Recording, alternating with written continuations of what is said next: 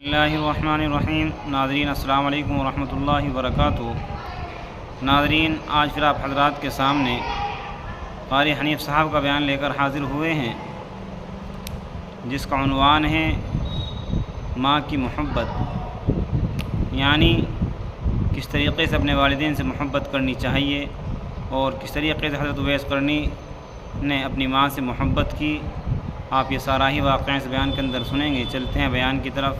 فخر الدین، تجھے معلوم ہے اس بچے کی والدہ قرآن کریم کی حافظ ہے، حافظ جمال بی بی ہے۔ رات دن میں اس بچے کو پیٹ میں لے کر ایک ختم قرآن کا روزانہ کیا کرتی تھی، روزانہ قرآن پڑھا کرتی تھی۔ اس بچے کی روح کا قرآن کا جوڑ جڑ گیا، تعلق پیدا ہو گیا۔ جب یہ پیدا ہوا، اماں زچگی میں پڑ گئی، ناپاک ہو گئی، اس نے قرآن چھوڑ دیا، آدھی کی عادت ٹوٹی، ناشی کا نشہ ٹوٹا۔ بچہ روئے نا تو کیا کرے؟ میں نے اس کان میں ایک آیت پڑھی، ایک آیت اس کان میں پڑھی، بچی کو غذا مل گئی، بچہ خاموش ہو گیا۔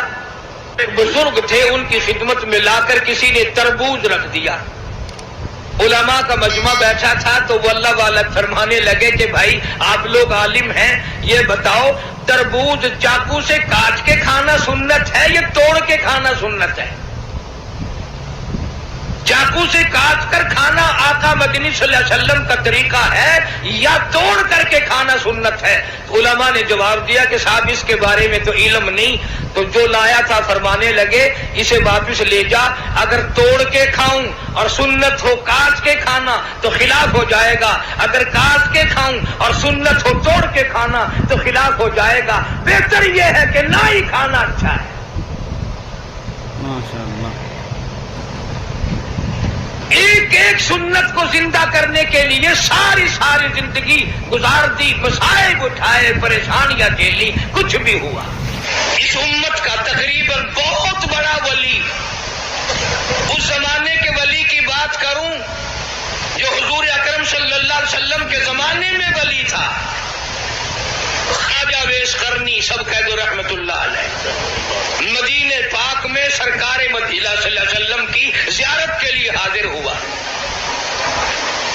اتفاق سے آپ تشریف نہیں رکھتے تھے مدینے میں، تو صحابہ کرام نے بتایا کہ آپ ٹھہر جائیں، ایک دو روز میں سرکار تشریف لے آئیں گے۔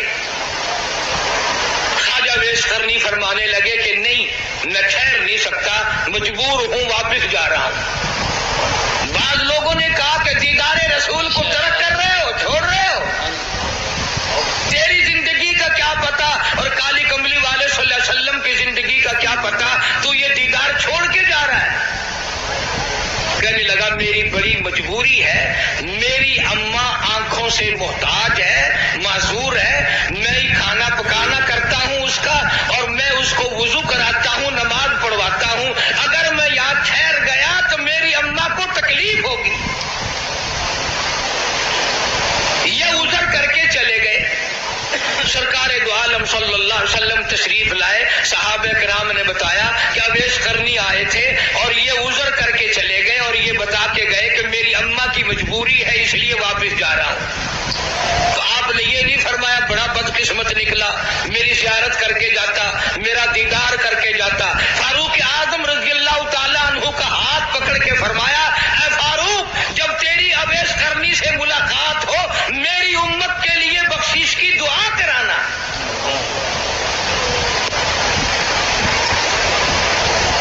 آج لوگ ماں کی پرواہ نہیں کرتے، عالم مولوی بنے پھرتے ہیں، حاجی غازی نمازی بنے پھرتے ہیں، بڑے بڑے قاری عالم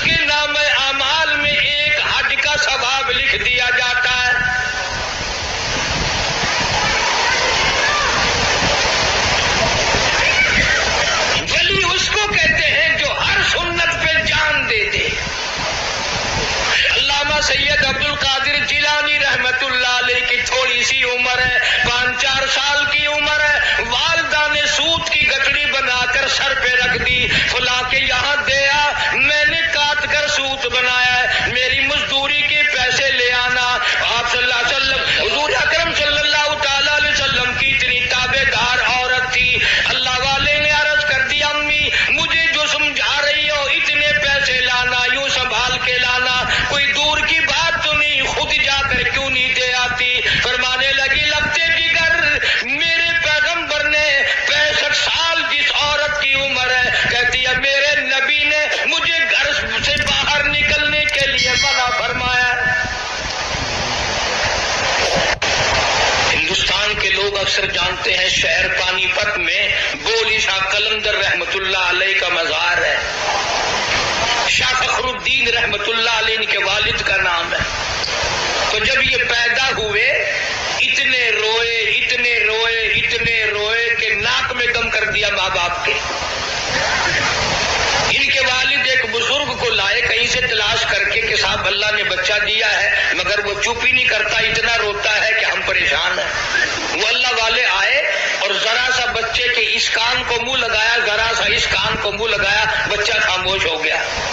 تو بولی شاہ قلندر رحمت اللہ علیہ کے والد نے کہا حضرت آپ نے جو کچھ پڑھا ہے مجھے بھی بتا دو، یہ پھر رونے لگ گیا تو میں آپ کو کہاں تلاش کرتا پھروں گا؟ کیا عجیب بات کہی اس اللہ والے نے۔ کہنے لگا فخر الدین تجھے معلوم ہے اس بچے کی والدہ قرآن کریم کی حافظ ہے، حافظ جمال بی بی ہے، رات دن میں اس بچے کو پیٹ میں لے کر ایک ختم قرآن کا روزانہ کیا کرتی تھی، روزانہ قرآن پڑھا کرتی تھی۔ اس بچے کی روح کا قرآن کا جوڑ جڑ گیا، تعلق پیدا ہو گیا۔ جب یہ پیدا ہوا اماں زچگی میں پڑ گئی، ناپاک ہو گئی، اس نے قرآن چھوڑ دیا، آدی کی عادت ٹوٹی، ناشی کا نشہ ٹوٹا۔ بچہ روئے نا تو کیا کرے؟ میں نے اس کان میں ایک آیت پڑھی، ایک آیت اس کان میں پڑھی، بچی کو غذا مل گئی، بچہ خاموش ہو گیا۔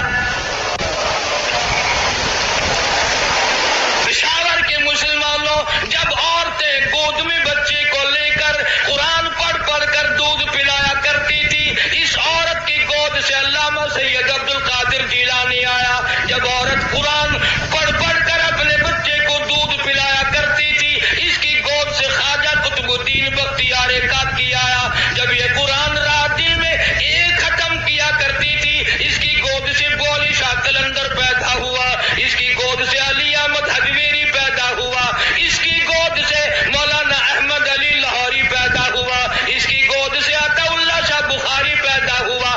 آج کی عورت VCR کے سامنے بیٹھ کر بچے کو دودھ پلاتی ہے۔ یاد رکھو بدماش آئیں گے، گنڈے آئیں گے، ولی نہیں آئیں گے۔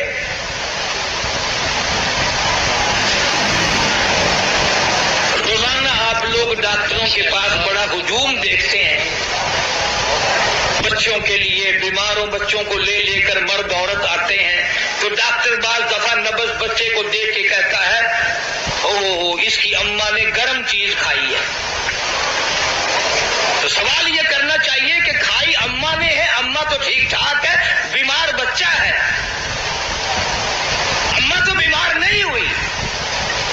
تو ڈاکٹر کہتا ہے اگر بینگن گرم چیز ہے ماں کھائے تو دودھ کے ساتھ سرعت کر کے بچے کے پیٹ میں گرمی پہنچتی ہے، مسور کی دال کھائے تب گرمی پہنچتی ہے، گڑ کھائے تو گرمی پہنچتی ہے، اچار کھائے تو ترشی پہنچ جاتی ہے۔ اور پشاور کے مسلمانوں بینگن کی گرمی جا سکتی ہے دودھ کے ساتھ، اچار کی ترشی جا سکتی ہے، گڑ کی حرارت جا سکتی ہے۔ جو ماں قرآن پڑھ پڑھ کر دودھ پلائے گی قرآن کا نور نہیں جائے گا۔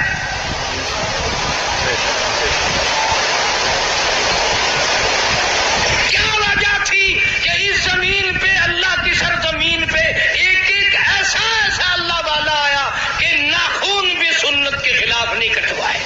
دوستو آپ حضرات نے سنا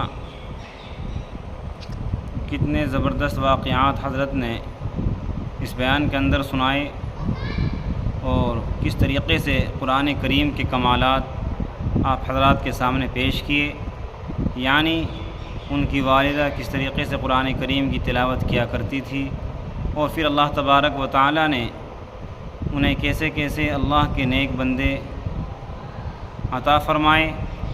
یہ تھی قرآن کریم کی برکت اور دین سے محبت، ہمیں بھی چاہیے دوستوں کہ ہم بھی اپنے بچوں کو صحیح تعلیم دیں، اپنے گھروں کے اندر دینی ماحول بنائیں، عورتیں خاص طور سے اپنے گھروں کے اندر دینی ماحول میں رہیں، ذکر و اذکار میں رہیں۔